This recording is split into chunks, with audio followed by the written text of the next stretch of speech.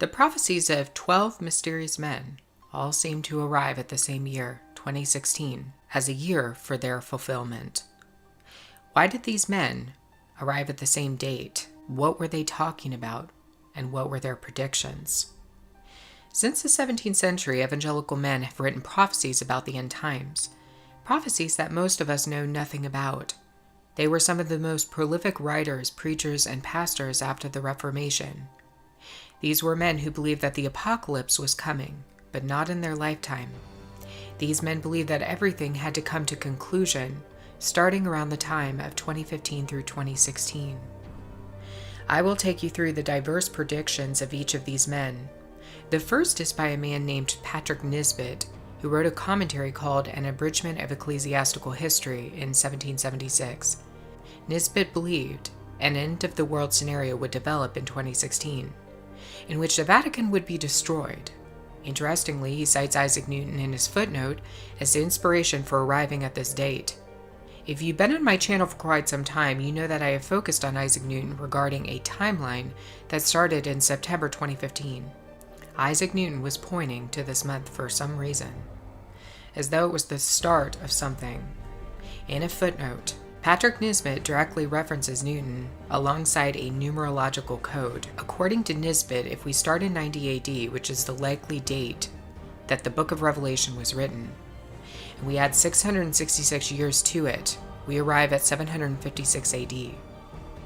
This was the time when the papacy became an office of temporal power.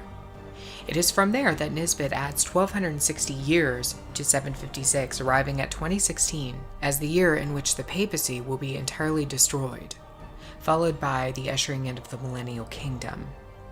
As you can see, Nisbet was not shy about suggesting an exact year for an end-of-the-world scenario. Another man who predicted a timeline that pointed directly to 2016 is Simon Patrick in his book A Critical Commentary and Paraphrase on the Old and New Testament, written in 1822. Patrick's work is one of the most unusual of the group I will present in this video, because he offers an extensive timeline in it about the writing of the book of Revelation and the unfolding of biblical prophecy. He ends on 2016. It's the last date included in his timeline, and he makes stunning predictions.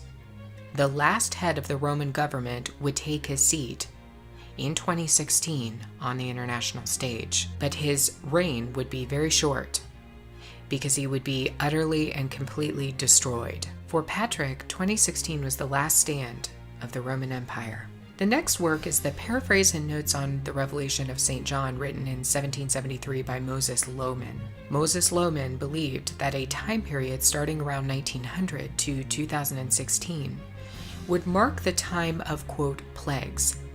What he meant by this is unclear, but it is interesting to think that all of the world wars, 1, 2, and the Third World War, which could come at any point, are all within the time frame that he cited as the time of plagues.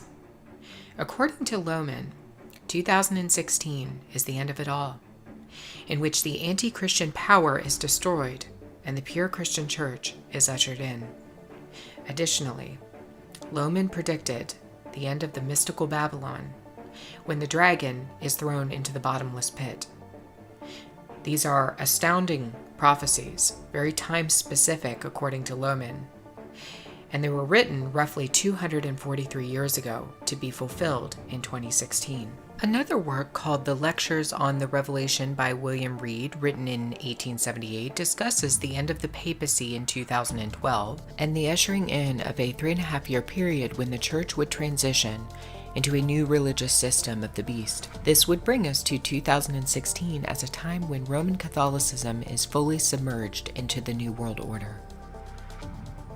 Once again, we see a highly specific timeline offered by a man who lived centuries prior to its fulfillment. A fifth prediction was made in the Presbyterian magazine published in 1858 by C. Van Rensselaer. 2016 was identified as the year of a beginning of a new epoch. This epoch is the Millennial Kingdom. The author believed that 2016 was the latest date that this epoch could commence. A sixth prediction was penned by a man named Joseph Berg in 1840. In a book called Lectures on Romanism, he believed that the millennial kingdom would begin in 2016 and the papacy would end. He also implicated the Jesuits as a significant part of the beast's final kingdom. This is a somewhat eerie prediction considering who now sits upon the throne of Peter, the first Jesuit pontiff. A seventh prediction was made in the Panoplist Missionary magazine, written in 1809. This magazine points to a 6,000-year calendar of creation, followed by a 1,000-year millennial reign. Many Christians in modern times subscribe to a 6,000-year plan of God fulfilled over several epochs. The writer of the Panoplist subscribed to the belief that the Pope had taken on temporal powers in 756 AD, and that 1,260 years after this date would usher in the final year of the Vatican. Methodist Adam Clarke was the eighth man to make a prediction. Clarke is to this day one of Britain's greatest biblical scholars, penning a 6,000-page commentary on the whole Bible. This man was truly a savant, matched only by a couple of people in his scholarship of the scriptures. Adam Clarke was an advocate for the idea that people could know the dates and time periods involving prophecy. However, he believed that one could not know these dates using the Roman calendar. Instead, he believed that you must use the Hebrew calendar. Clarke estimated that if one uses the Hebrew calendar, then you could arrive at 2015 as the beginning of Roman Catholicism's downfall. A ninth man who predicted that 2016 is a very significant year is William McCrae, who wrote The Character and Prospects of the Church of Rome.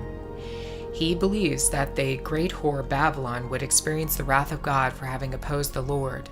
This would occur in 2016. He also says that a great jubilee would happen to the church. This is a time period when believers would be protected from harm for 1,000 years. Interestingly, many Bible scholars acknowledge that we entered a jubilee year starting on September 23, 2015. A 10th prediction was made by Robert Clayton, a renowned preacher and scholar in the mid-18th century.